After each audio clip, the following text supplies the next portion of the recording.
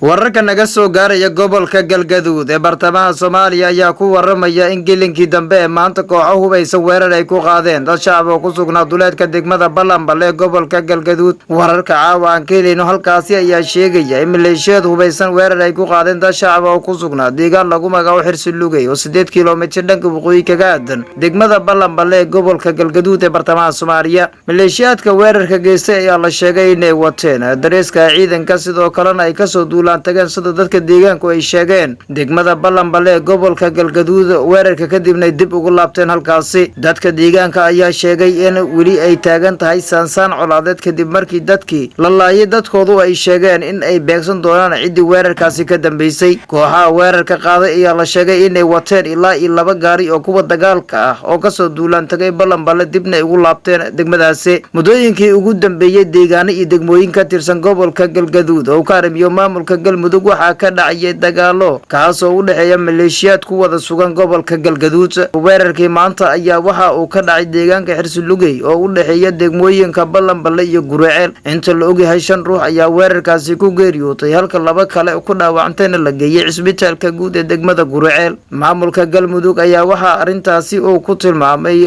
wax laga xumaado isla markaana uu laamaha ammaanka uu faray in si degdeg ah cadaalad loo horkeeno dadkii ka dambeeyay weerarkaasi.